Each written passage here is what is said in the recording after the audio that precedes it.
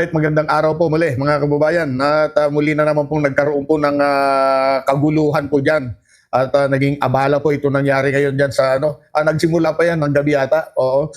Well, para sa akin mga kababayan, ito pong INC ay medyo nataranta na po sa balitang sasampahan na po ng plunder case. Itong isa sa kanilang miyembro na hindi ko alam kung ito ay mataas ding mataas ding ang katungkulan nitong si Senator Marcoleta. So hindi po natin alam kung siya po ay isang ordinaryong miyembro lang o kaya may mataas na katungkulan ano. Well, siguro naman napanood po ninyo mga kababayan ito pong mga nangyayari ngayon. Ewan ko at magulo eh. Ano, ito pong mga nangyayari diyan ngayon sa EDSA kung saan madaling araw pa pala ito nandiyan na sila eh. At yung mga mga miyembro nila doon parang sinasabing surprise rally daw yata itong kanilang ginawa. At kanina nga, mayroon pang ginawa sila na sinadya nilang iharang yung isang bus doon po sa EDSA na labis pong nakaapekto sa daloy po ng trapiko. Grabe po ang nangyari mga kababayan. Dahil lamang dyan sa isang miyembro nila na kakasuhan, ayun, kawawa naman ang ating mga commuter dyan. Yung mga mananakay, napapasok sa kanilang mga trabaho, abala po ang bumungad sa kanila kaninang umaga. Ang ginagawa pong ito ng iglesia, kasi confirm naman may mga naka-t-shirt pa na iglesia doon. So sila po ang gumawa niyan. Itong ginagawa nila ay para i-pressure ang gobyerno. Siguro parang ganyan ipi-pressure nila yung gobyerno para wag nang sampahan at arestuhin itong isa nilang miyembro na si Marcoleta nga po. Ano po yan? Hindi na ba sakop? Nagtatanong lang naman po Hindi na ba sakop ng batas ng Pilipinas sa mga miyembro ng INC? Tinatanong lang po natin mga kababayan. May pahayag din itong si Marcoleta na tila baga inuudyokan pa nitong mga miyembro. Itong miyembro po nila na labanan ng gobyerno. Inuudyokan ni Marcoleta na lumaban itong mga miyembro ng INC na lumaban po sa gobyerno. Ano ba naman tayo? Kaya niya inuudyokan dahil nga po, ang sabi ni Marcoleta, ano daw ito?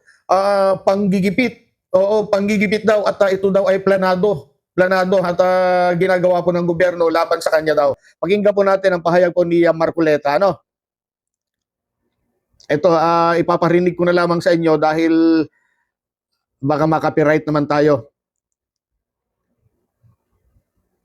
Ayan. Naniniwala si Senator Rodante Marcoleta na matagal ng plinano at trinabaho umano ng ilang individual ang pag-aresto at pagpapakulong sa kanya. Sa isang video statement iginiit ng senador na kaya raw siya ipinapakulong ay dahil gusto niyang panagutin ang mga sangkot sa flood control scandal.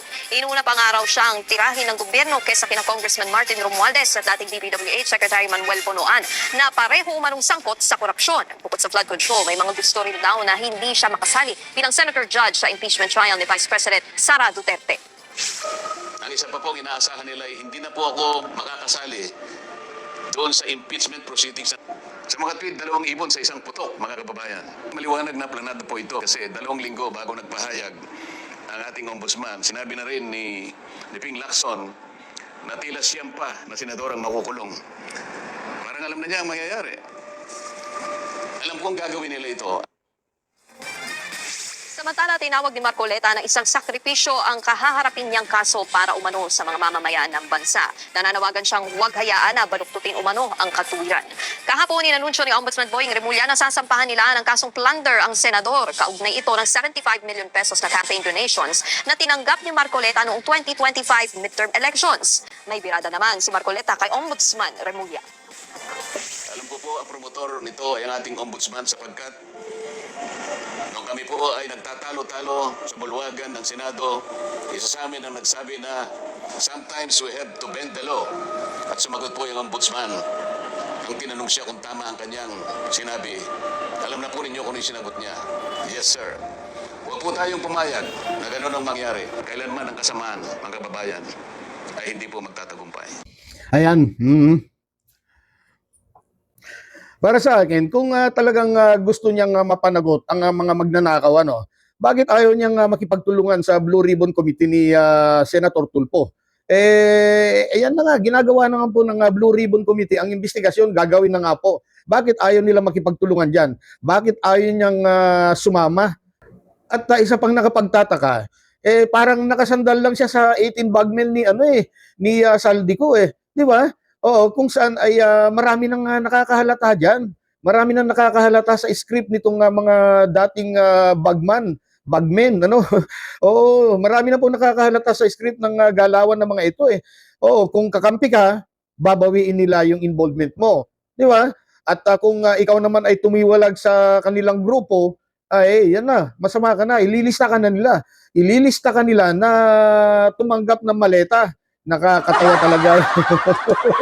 Yan bang sinasabi niyang mga totoong testigo? Pastilan, oy! Well, pagdating naman kasi sa impeachment, kaya lang naman gusto nitong si Marcoleta na makapag-participate ay isa lang naman ang gusto niyang gawin para i-acquit itong si Vice Presidente Sara Duterte. Wala na. Oo, wala na 'yan. Hindi naman ito makikinig o kaya hindi naman ito titindig. Oo, ayon sa mga ebidensya. Hindi na po makikinig, hindi na po titingin sa mga ebidensya 'yan itong si Senator Marcoleta. Katulad din niya yung iba pang mga DDS senators na ngayon pa lamang may pagpapasya ng mga ito. Walang gagawin niya kundi pawalang sala si Inday. Ganun po ang gagawin ng mga 'yan, di ba? At yung huling sinabi ni Marcoleta, doon ako naniniwala. Oo, naniniwala pa ako doon sa huling binanggit po ni Marcoleta na ang kasamaan kailanman ay hindi magtatagumpay. Tama po 'yon. Tama po 'yon. At kung mauobserbahan po ninyo, kung mapapansin po ninyo mga kababayan, kaya nga ngayon sa panahon po ni PBBM ay unti-unti nang nanghihina po ang puwersa ng mga kadiliman. Oo, unti-unti na po nanghihina ang persa ng kasamaan. Kaya talagang wala pong magtatagumpay. Tama ka dyan, Senator Marcoleta. At para sa akin lamang, kung totoong malinis itong si Senator Marcoleta, at wala siyang ginagawang labag sa batas, bakit kinakailangan pang magkagulo dyan sa EDSA? Di ba? Bakit kailangan pang maperwisyo ang mga mananakay na dumadaan po dyan sa EDSA? Bakit kailangan pang protektahan ng INC itong si Marcoleta? Kung sinasabi naman nila o sinasabi niya na malinis siya, di po ba? Abogado naman siya. Di ba? Kaya naman ng INC na kumuha po ng mga pinakamagagaling na abogado. Yung mga tinatawag nilang dikampanilyang mga abogado, kaya naman nilang gumawa o kaya nilang kumuha ng ganyan. O yung mga pinakamagagaling para ipaglaban ang kaso niya. Di ba? Bakit kailangan pang daanin sa mga ganitong rally-rally dyan sa EDSA? Kaya muli, inuulit ko yung aking tanong, nagtatanong lamang, bakit hindi na ba saklaw ng batas ng Pilipinas yung mga miyembro nila? Sila po ba ay mga untouchable na? Okay, so dahil nga po dyan sa mga nangyayari ngayon dyan sa labas, naglabas naman po ng pahayag itong pamunuan po ng INC sa pamamagitan po ng kanilang tagapagsalita. Ewan ko kung tagapagsalita itong si Edwin Sabala. Siya po yung naglabas po ng pahayag. At ayon doon sa kanila, hindi daw naman sila tutol sa pagpapatupad ng batas. Yun naman pala Oo, hindi naman pala kayo tutol. Pero ang tinututulan daw nila yung pagbabaluktot ng batas. Lalo na daw kung ang layunin ay pagtakpan ng katiwalian. So ibig sabihin po ba, INC, naniniwala sila? So lumalabas po dito mga kababayan, itong INC ay naniniwala na kaagad doon sa sinabi ni Marcoleta na binabaluktot ang batas. Ganun po ba yun? Naniwala na kaagad kayo doon sa sinabi ni Senator Marcoleta na pinapatahimik lang daw siya? Ang problema lang naman kasi mga kababayan, sa ginagawang pangunguna daw ng nitong si Marcoleta sa paghahanap ng katotohanan at pananagutin ng mga magnanakaw, wala naman pong matibay. Wala pong matibay at tamang batayan para paniwalaan itong mga testigo nilang mga dating bodyguard ni Saldico Di ba? At halata naman, wala naman silang ibang tutumbukin kundi ang Pangulo. Oo, ang Pangulo na siya pong nagpaumpisa. Oo, nagsimula po ng investigasyon sa malawakang pagnanakaw, lalong-lalo na po sa DPWH. Isa pa, alam naman po ng lahat na gusto nilang ibagsak ang gobyerno para ipalit kaagad-agad itong si Sara bilang Pangulo alam ng lahat yan. Kaya para sa akin, hindi totoong planado ang pagkakaso kay Marcoleta. Hindi po totoo yan. Umamin naman si Marcoleta sa kanyang broadcast Di ba may TV broadcast itong si Marcoleta na inamin niya na tumanggap siya ng 75 million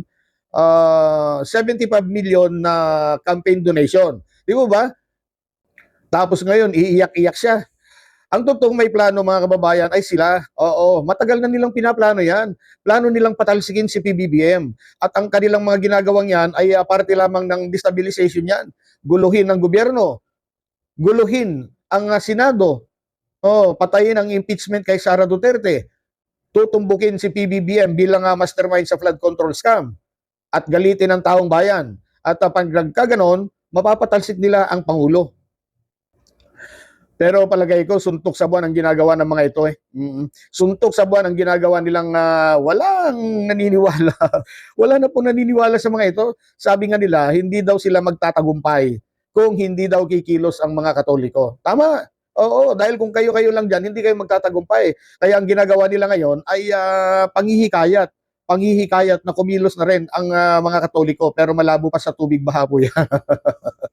Marami na po sa mga Katoliko at ang mga kahit nga sa sa mga INC makikita po ninyo sa mga comment section, maging sila po, mga miyembro po, marami po sa kanila ang nagko-comment na nagsasabing gising na rin sila. At kung aalamin mo lang naman ang mga ginagawa po ng ating pamahalaan ngayon, abay talaga magigising ka. Oo. At masasabi mong the best ka, PBBM. Sana maging Prime Minister ka. Yun eh. Para tuloy-tuloy ang magagandang programa para sa bayan at para sa mamamayang Pilipino. Yun lamang po. Maraming salamat po sa panunod.